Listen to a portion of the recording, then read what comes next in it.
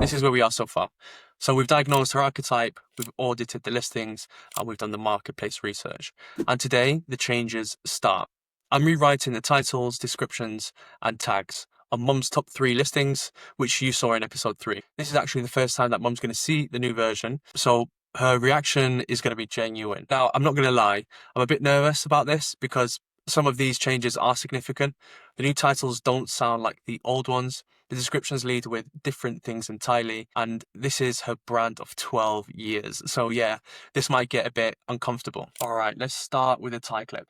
I noticed actually that you changed the title on this listing recently. What was your thought process behind the new title? Is this mine? This is your listing, yeah. I'll be absolutely 100% honest with you.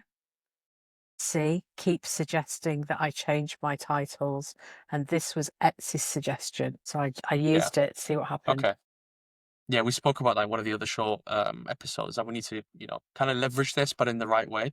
But the old title, luckily I've got this in my notes. I found it from the previous video. Sterling silver tie clip for men, handmade tie-pin for groom, dad, usher, hammered or smooth finish, wedding or formal gift. Now, we talked about this in the audit. You've obviously condensed the 4 different buyers into one title.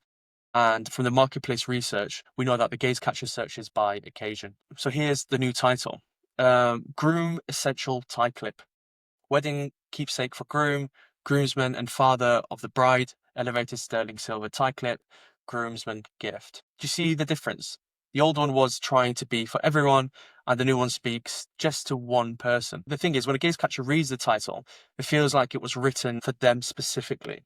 They trust it more. The takeaway for you, Mum, is when it sounds like it's for everyone, it feels like it's for no one. Mum, what do you think of this, honestly?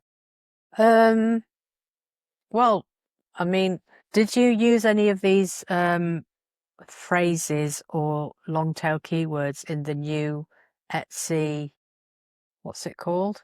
That where you can put words in and see how many people search for it. So I've used the marketplace research tool that will show me, what are the high searches but low competition keywords. I've done that. Yeah. But what I've prioritized is that I've made that title just for one person. Now, of course, we're trying to do things with SEO. We still want to appear, but I've prioritized the person who's reading the title. And I get that you're used to the title doing a lot of the heavy lifting for the search for SEO, but we talked about this getting found and getting bought. They're 2 different problems entirely.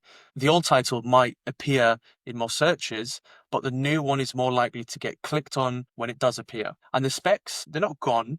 They're just in the tags further down, and the descriptions, we'll get to that in a minute. So here's the principle behind the title rewrite. When your listing title tries to speak to multiple people, it feels generic.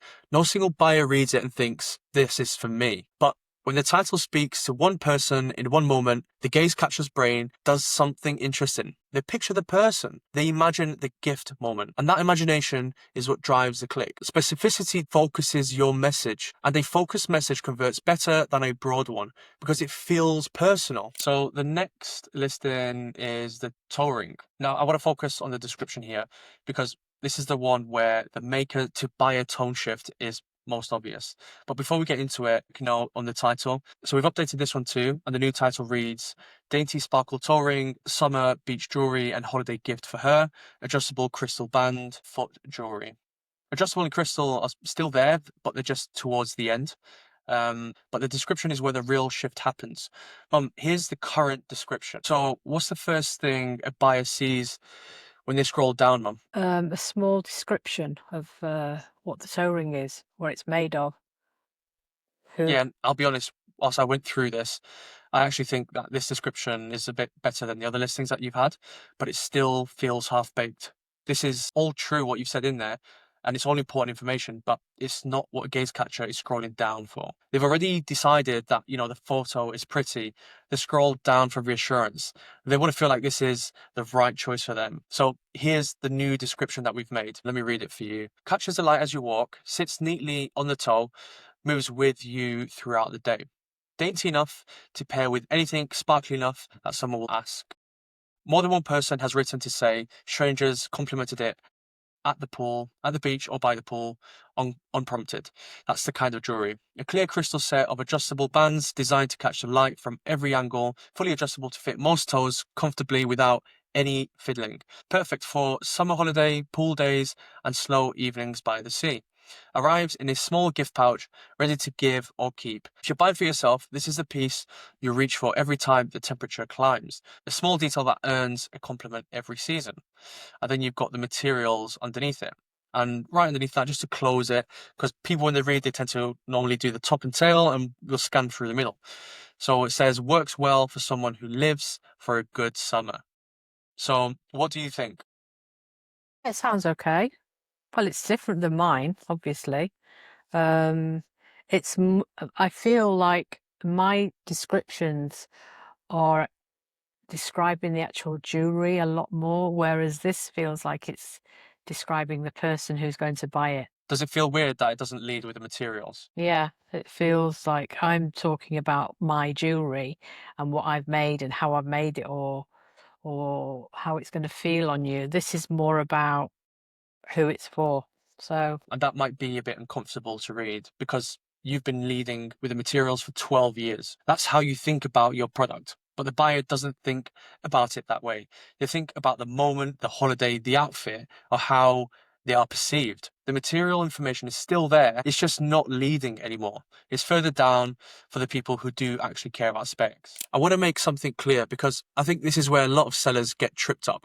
I'm not trying to say that materials and craftsmanship doesn't matter. It does. I'm saying it's not the lead.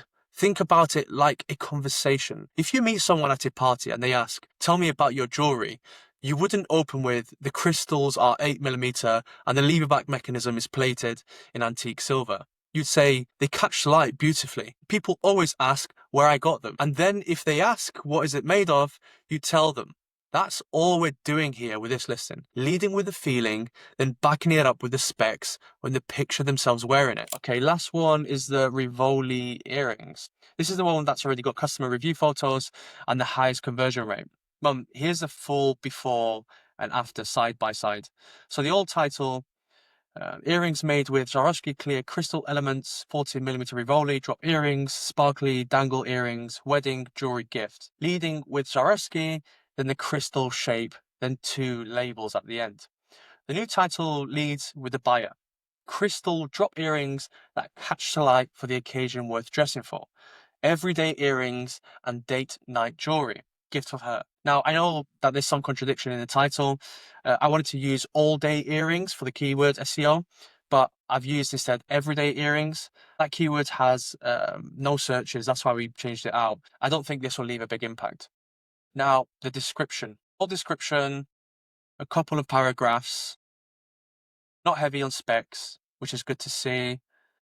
And it's a big improvement from the touring description. I still think it can do with some refining though. The new description opens with the special occasion, how they work with different outfits, the kind of compliments you get wearing them, and the material come after for anyone who wants to check. And look, the language in the new description is basically pulled from the reviews.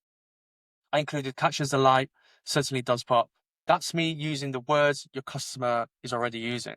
The voice of the customer becomes the voice of the listing. Look at them side by side. Do you notice the buyer language transition? yeah, I do. I mean, you've used the words that the buyers have actually used in their reviews. So yeah, it's something that a buyer would say. So before we log any of these changes, there's one more field in every listing that needs addressing. That's the tags. This is where all the specs we pulled from the titles go to live. And the honest truth is this. I mean, this does impact SEO, but I would rather have 50 visits with 3 to 4 sales compared to 100 visits from SEO and only 2 sales. This, in the long run, signals to Etsy your page is highly aligned with the buyer. And as a result, Etsy are more likely to feature you.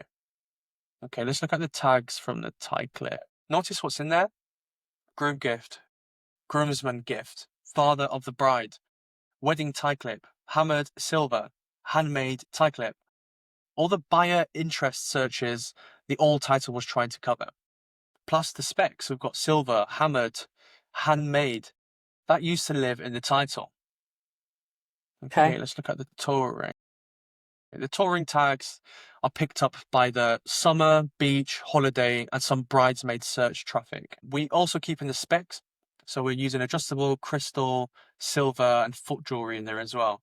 One more thing worth noting. So I've taken the Swarovski off the listing entirely. A couple of reasons. Most gaze capture buyers don't search Swarovski keywords. And from the marketplace research, I found that this Swarovski keyword is for wholesalers. And the volume of searches was from competitive research. No one's making money with that keyword in our field. Mum, I need to mention, do you remember the change tracker that I made for you? Do you? So I'm going to log these in there, all the changes, even though they're new listings, because we said every change gets documented. We're going to do this off camera. The reason is important is because when we come back to check the data, we'll know exactly what changed and when. And that's the listing overhaul. So we have new titles, new descriptions, and updated tags, all driven by the gaze catcher archetype and the marketplace research. The new titles lead with the buyer, not the materials. The new descriptions open with experience, not specs, and the tags carry mum's keywords. Next episode, we're tackling the other big change, and that's the photos. I'm rewriting the brief based on the archetype, and we're reshooting everything. Because honestly, for cold traffic, the photos does more work than the title ever will. If you're watching this and thinking, my descriptions sound like a spec sheet too, the free diagnosis will tell you which archetype your buyer is in 2 minutes. The link is in the description, and we'll see you in episode 7.